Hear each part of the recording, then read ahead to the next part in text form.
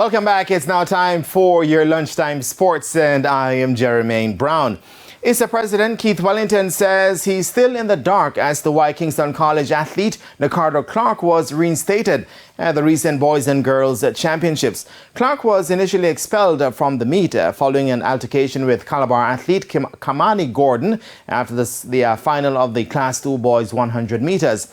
Wellington, who was speaking on Radio Jamaica's Beyond the Headlines with Dion Jackson Miller on Monday, first explained the disqualification process. There are 7 persons on the committee. It so happens that there's one Kingston College person and one Calabar person. Both persons were excused from the committee. So it included 5 other persons who are not principals of schools, and I'm sure they all went to schools in Jamaica, but none went to KC or Calabar. The jury, upon hearing the appeal of Kingston College, decided to reinstate the youngster. I have not yet been given a report on the reasons as to why it was deemed necessary to reinstate the athlete.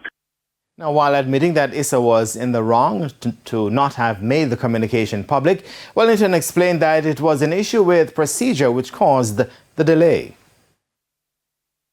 When I made inquiries as to what had become of the matter, and it was explained to me that they did not want to publicize the ruling until direct communication had taken place with the Kingston College team as to what the decision was, and at that point it had not been taken, and that was when I insisted that the communication need to take place because it was an unreasonable amount of time for the matter to be deliberated on.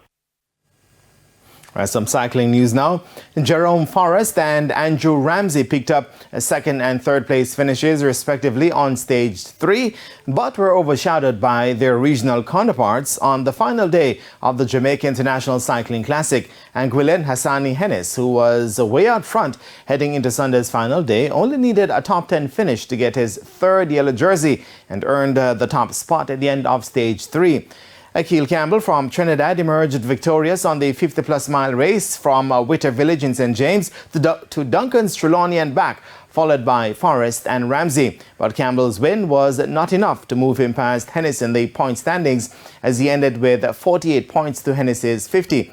Britain John of Guyana accumulated 28 points to finish third overall. Now, riding under the AVR Racing Club banner, the Miami Blazer cyclist congratulated his team for supporting him while he executed his race strategy over the 3-day event.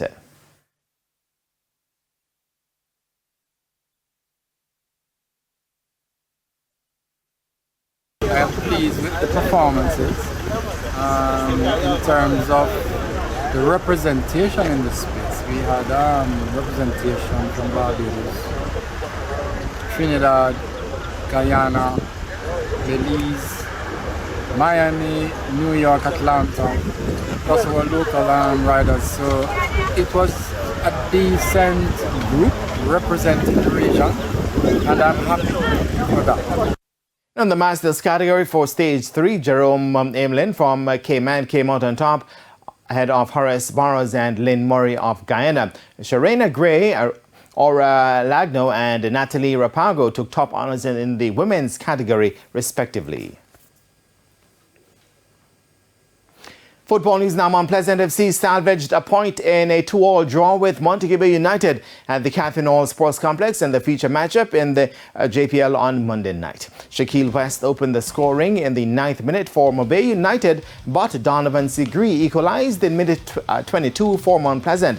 But the parity only lasted 3 minutes as Navon Turner scored from the penalty spot to put Mobay back in front. And just as it looked like the home team would walk away with all 3 points, Sule McCalla stole a point for Mount Pleasant in the 87th to earn his team a share of the points. The result means Mount Pleasant remained third in the standings with 37 points, while Mobay United stayed 10th with 23 points. Earlier, Waterhouse came from 2-1 down to beat Falkland 3-2 in the curtain raiser at the same venue. And before we go, just a quick update on the regional under 15 championship going on and electing to bat. Well, the young Jamaicans were 85-2 against the defending champions Barbados. This in their opening match of the regional under 15 championship. And that is it for your midday sports. And I am Jermaine Brown. Kalisha, back to you. Thanks, Jermaine. And that's the midday news. I'm Kalisha Williams. Join us at 7 for primetime news. On behalf of the news, sports, and production teams, good afternoon.